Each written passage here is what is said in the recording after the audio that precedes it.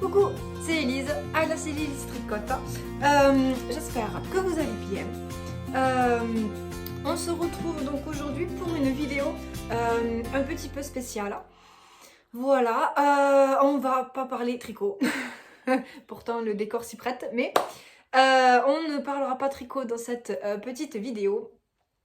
Voilà, on va faire une petite pause lecture. Voilà, j'ai terminé donc le livre que j'étais en train de lire. Et comme je vous...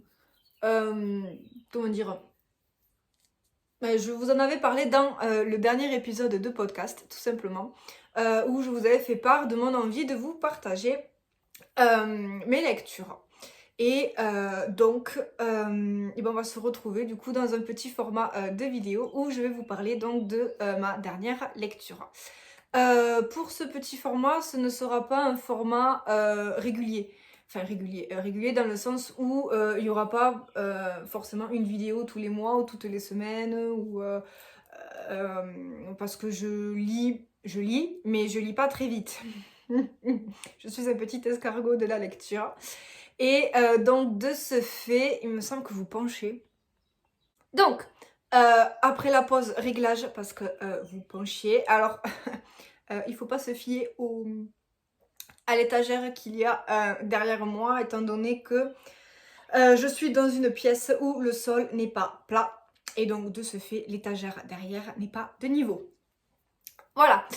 Donc j'espère qu'au niveau du cadrage ça ira un peu mieux, sinon je ferai autrement la prochaine fois, je verrai.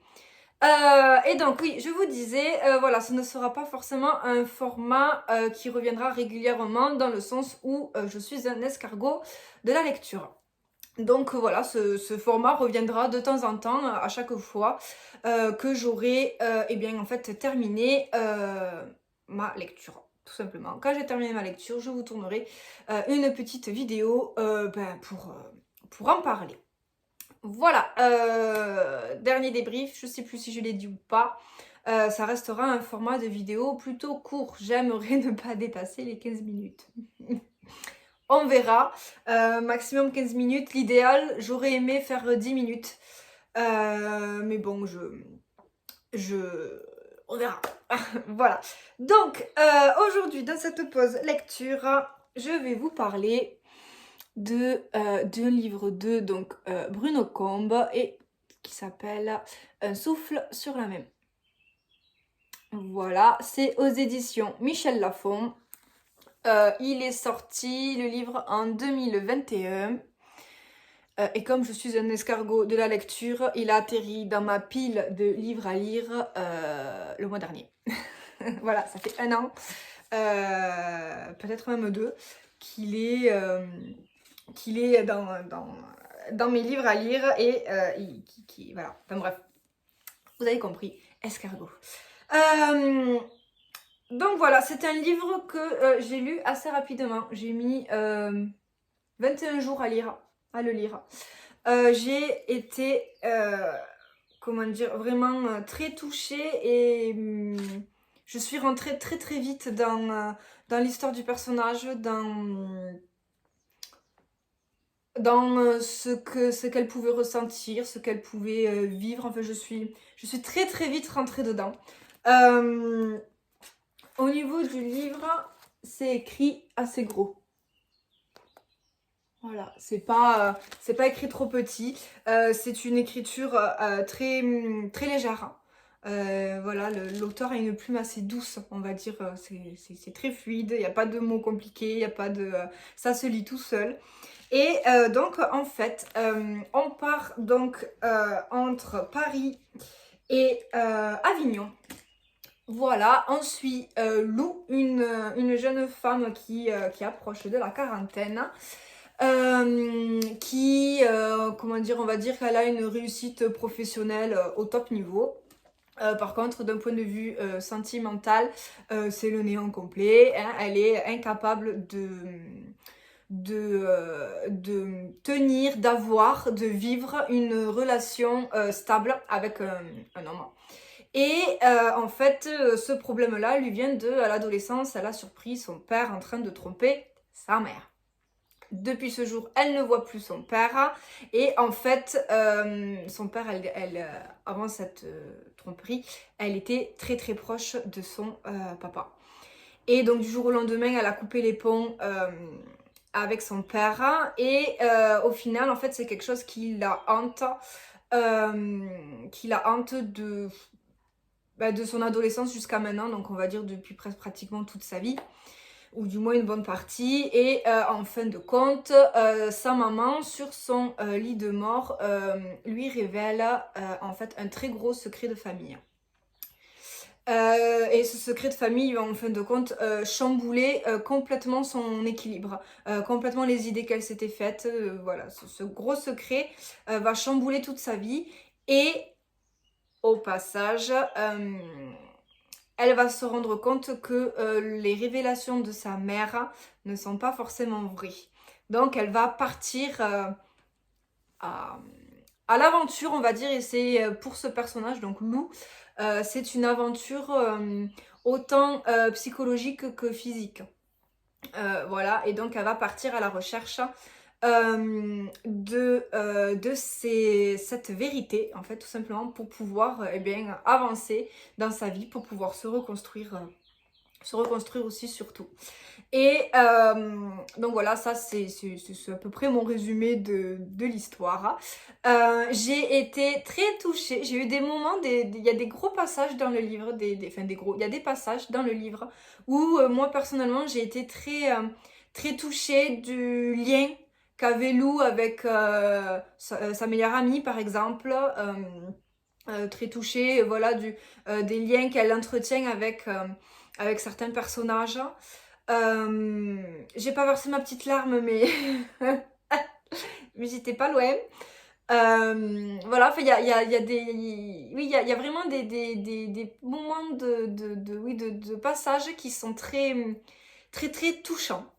Donc voilà, si vous aimez un petit peu ce genre de livre, je vous invite à le lire, tout simplement. Voilà, moi j'ai passé vraiment un très bon moment et je me suis vraiment imprégnée très vite de l'histoire et de ce monde. Et le seul défaut que je dois, on va dire, si je devais dire grogner, le seul moment où je grognerais, mais ça en soi, ça ne va... Enfin, ça va gêner que quelques personnes, mais en règle générale, ça ne gênerait pas, ça ne gêne pas l'histoire, ça ne gêne pas l'écriture, ça. C'est juste moi, en bonne militante de langue des signes que je suis. Il y a un personnage sourd dans cette histoire. Et en fait, il se trouve qu'à des moments, et c'est juste une erreur de français en fait, si je peux dire ça comme ça, une erreur de vocabulaire. À certains moments dans le livre, alors c'est juste au début du livre, hein, c'est rien de... Je vous dis, ça ne m'a pas du tout empêché de m'imprégner de l'histoire et de passer un super moment en lisant ce livre. Juste pitié. Au passage, je vais lancer une alerte générale, on va dire. Donc, par rapport à ce personnage sourd, il pratique donc la langue des signes. Il communique en langue des signes. Et à certains moments, l'auteur a utilisé le terme langage des signes. Or, la langue des signes est une langue et non pas un langage. Voilà, c'est dit. Donc, s'il vous plaît, pitié, mesdames et messieurs, on ne dit pas langage des signes. On dit langue des signes. Voilà. Je ferme ma parenthèse. C'est juste voilà, le petit bémol, on va dire, le petit truc qui m'a fait tiquer. Voilà, au début, quand j'ai ouvert mon livre, quand j'ai commencé à lire, ce personnage arrive très tôt dans l'histoire et voilà, je me retrouve avec ce mot, voilà, communiquer dans leur langage. Ils communiquaient avec le langage des signes. Voilà, je me suis oula, mes yeux, aïe. Mais bon, ça reste quoi, 3 secondes, 3-4 secondes sur tout le livre, donc en soi c'est rien du tout. On est voilà sur des personnages qui sont très attachants en fait, tout simplement. Et il y a un très beau dénouement. Voilà, oui, un très bon dénouement et on finit les dernières phrases sur un moment qui est quand même, enfin, pour moi, assez touchant. Donc voilà, je vais vous lire le résumé. Parce que ça, je sais que je peux le lire, c'est public. Donc, originaire d'Avignon, Lou vit désormais à Paris où elle travaille dans une agence immobilière. Mais si sa carrière professionnelle est une belle réussite, sa vie privée n'est qu'une longue suite d'aventures sans lendemain. Les hommes, elle ne leur fait plus confiance depuis qu'à l'âge de 16 ans, elle a surpris son père dans les bras d'une inconnue. Ce père qu'elle vénérait et aimait plus que tout. Dans l'intransigeance de sa jeunesse, elle a décidé de ne plus le revoir. À l'approche de la quarantaine, Lou reste marquée par cette déception quand sa mère, mourante, lui confie un secret qui devrait tout changer, mais dont Lou s'aperçoit qu'il est truffé de mensonges. Elle n'a plus qu'une solution, mener sa propre enquête. Celle-ci lui permettra-t-elle d'accepter, de pardonner et de renaître enfin? Les ados, dans leur solitude, ont parfois une imagination dévastatrice, surtout quand on leur cache la vérité. Donc, voilà. En gros, voici donc ce premier partage de petits livres. Après, au passage, je suis une fan de marque-page et j'ai lu ce livre avec ce petit marque-page en forme de feuille. Voilà, ça c'était l'instant goodies. Ça c'était l'instant goodies. Donc voilà, c'était donc petit partage de lecture avec des personnages très touchants. Et on part voilà, au niveau de la ville d'Avignon et des alentours. Des alentours d'Avignon. Et c'est aussi un très chouette voyage, un très chouette dépaysement avec des personnages très attachants. Et au final, une histoire, une vie personnelle pour notre Lou, une vie personnelle très très touchante. Voilà. Donc, c'est tout pour cette pause lecture.